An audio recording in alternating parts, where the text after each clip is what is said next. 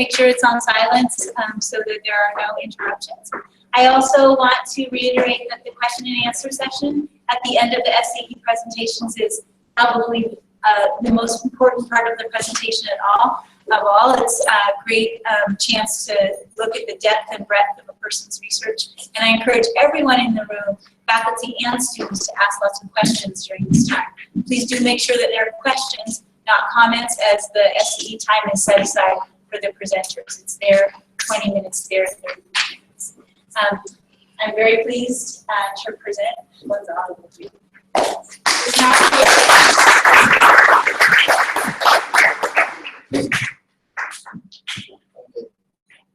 This is Jeffrey Lloyd, an art dealer and the current owner of the Miami Marlins, a franchise in Major League Baseball. In 1999, he bought 25% of the Montreal Expos, another MLB franchise currently extinct. It cost him around $12 million. After several Canadian businessmen, also part owners of the team, refused to pay team debts, Gloria came in command of 94% of the franchise. After several money-related incidents with the fans in the city, Gloria sold the team for $120 million to Expos Baseball LP, a corporation controlled by Major League Baseball. He then proceeded to buy the Marlins for $158.5 million, with the difference of $38.5 million being loaned by Major League Baseball itself on an interest-free deal. Since Montreal wasn't very profitable, the team was moved to Washington, D.C. After arriving in Miami, he proposed a new stadium plan to the city of Miami. When the city declined the proposal, Gloria threatened to move the team to San Antonio. With this manipulation, he got what he wanted. Hello, my name is Gonzalo Rodriguez. This term I researched the management of Major League Baseball franchises. The title of my senior oral defense presentation is Nobody Loves the What About the Owners? Mismanagement of Major League Baseball franchises. The current ownership structure in Major League Baseball has affected the game. This is due to the fact that owners threat their franchises as a source of income, emphasizing more on making profits than on developing a winning team, which negatively affects both fans and players.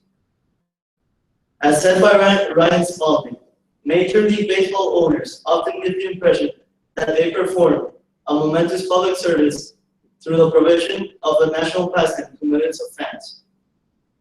However, this may all be untrue, as most owners mostly focus on the profits and privileges that come with owning an MLB franchise.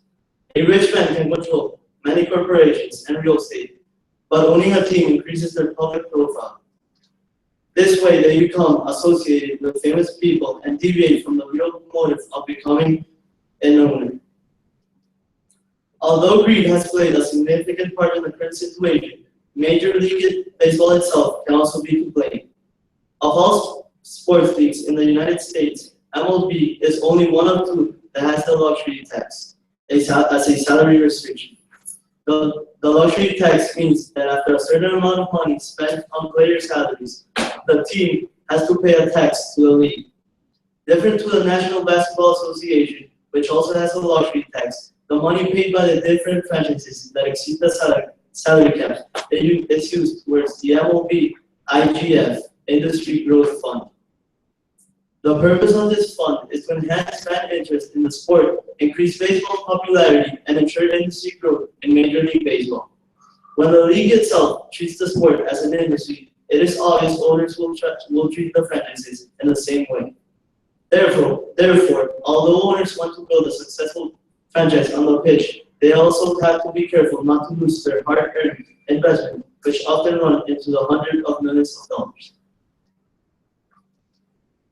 The greed shown by the owners has brought many conflicts between the players and themselves. The frequent player lockouts and strike not only cost both sides salaries and revenue, but ultimately it is the fans and the game's competitiveness that pay a high price for such disputes. This dispute do not originate from a lack of money. In fact, MLB is one of the most profitable sports federations in the world. The real problem here is the uneven distribution of revenues. Owners often want more profit for their investment instead of thinking about the general competitiveness of their teams. Some owners keep most of the revenues while at the same time invest very little into their teams, leaving fans betrayed and cheated.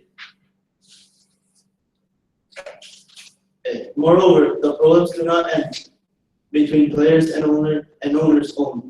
The different franchises also never seem to agree on a revenue sharing formula. The different MLB teams do not earn similar revenue. Some teams earn far more money than others, which means that they can attract and afford high-priced superstars. According to the Statista, the highest earning team in the Major League Baseball is the New York Yankees, with total annual revenue of $516 million. On the other hand, the lowest earners in the league are the Tampa Bay Rays, which earn just about $193 million. Essentially, this implies that the poor teams cannot keep pace with the money-rich teams. If smaller teams attempt to spend big on a single team, then it means that extra expenditure on players must be limited to inexperienced or washed-out players. Either way, this team start the season with a very little chance of reaching the playoffs, ruining the competitiveness in baseball. Lockouts, strikes, and holdouts. These are all recent phenomena that have plagued Major League Baseball in recent times. The key to this conflict is the immense power wielded by the owners and management and the uneven distribution of revenue. Therefore, one of the most effective strategies for limiting franchise ownership involves the introduction of community ownership fused with an effective revenue distribution plan. This method requires the current Major League Baseball owners to relinquish a majority of their stake to the public through the selling of non-marketable securities. Essentially, community ownership starts with the sale of a majority interest of about 70 to 75% of the team's non-tradable stocks to the public.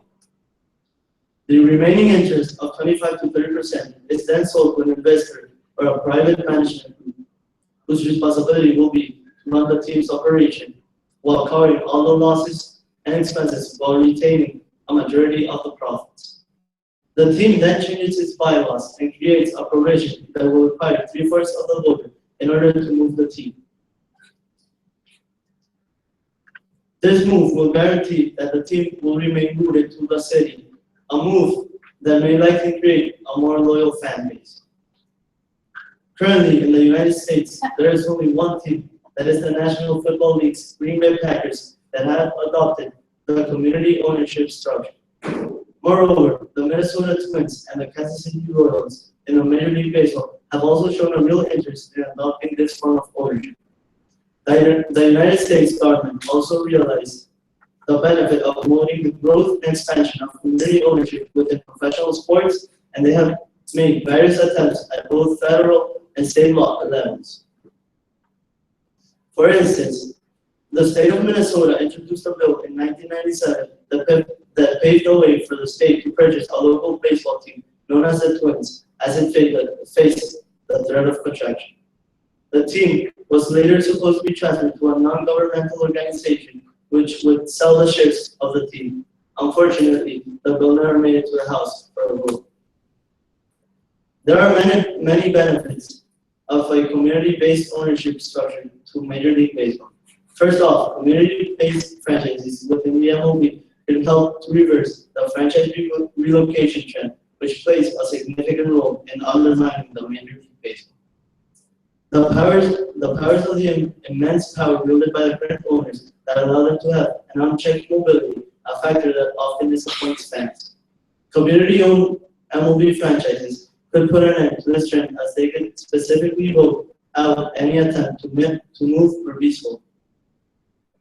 Another advantage of community-based ownership within the MLB is that teams become more desirable for the cities. Since fans and their taxpayers, since the entire entity is for most part self-funded and does not rely on the whole city for enormous subsidies. Most MLB teams rely on the host cities to use a variety of public financing mechanisms to fund their projects, such as stadiums, renovations, and new construction of various facilities.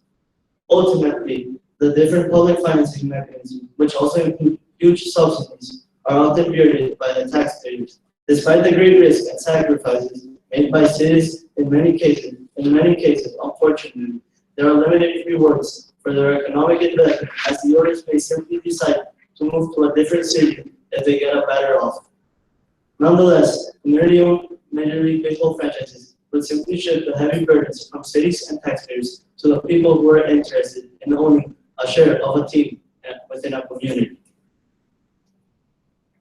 Major League Baseball has been hassled by numerous problems since the beginning of the sport. At the heart of this problem lie the owners, players, and fans.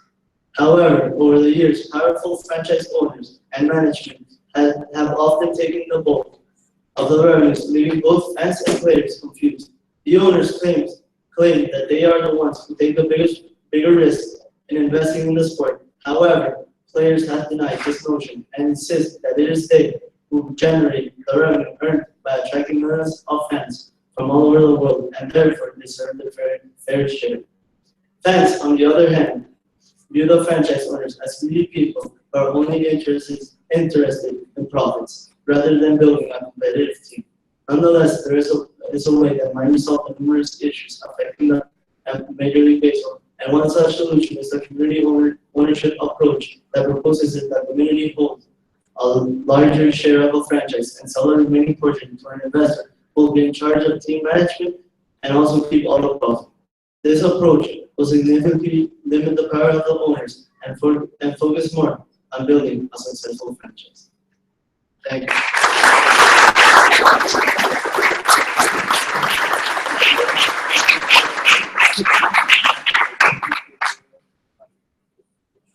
Yeah. Managing cities and taxpayers have to fund things like state and other things. Do you have any examples? Yes. When the new Yankee Stadium was proposed, it was proposed to the city of New York, and it cost $2.3 billion, of which the city paid 1.2. That it. You propose to shift the ownership of the teams to community ownership. How do you propose to incentivize the current owners to sell or give up the power that they currently hold in ownership? Yes, I understand your question, and my answer is that it should be something that the Major League Baseball implements as a league to help build a competitiveness in the sport, so it becomes more profitable, even more profitable, and better for the fans and the players. Yes. And these community ownerships, would it be the municipal government or the state government that would then hold on to like decision making with these teams, or some sort of appointed person that would then say over to them? Yes, exactly. The point of having the state or the municipal government owning the franchise, the point is to avoid relocation and manipulation from owners, as we saw like Jeffrey Loria. And if they manage to do this, there will be no more relocations. Do you know of any other leagues in other countries that have that business plan? Well, in the Dominican League here, it doesn't happen often because not baseball clubs here are clubs which have different associates and different people. So this kind of things wouldn't happen in this league. And besides the Dominican and Major League Baseball, I don't know of other leagues. Yes, Ms. Clark.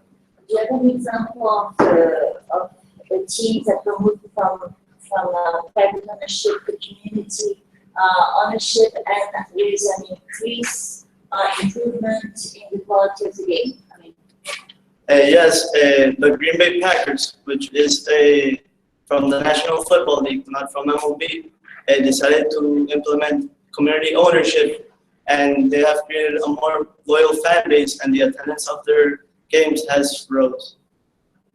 Yes. Right. How does the difference between ownership affects the fan base? most of these owners of teams right now do not, some of them treat the franchises as a business. And when you have a community ownership, they feel love for the team. Also, they want their team to do good. Better is some of these people just want that their team make money rather than anything. Yes. Do you know if the people in Wisconsin around the Green Bay area, do they pay taxes for either? How does the payments made to the community work? Yes, that comes derived from the taxes, and the city becomes part owner of the team. Like they wanted to have it in Minnesota or Virginia Day, and this way the team stays in a city and it creates a more loyal fan base. I'm wondering if there are some problems that you could predict might come up with community ownership. What might be some problems with this strategy? I think that one problem would be that the city might not want to fund the team, and if they don't want to, it won't happen. And another thing is that I don't think the current owners would agree to this. So it would be a problem for Major League Baseball, who use us, well, it's treated as a business in some ways, would approve this solution. Any other questions? Keep going.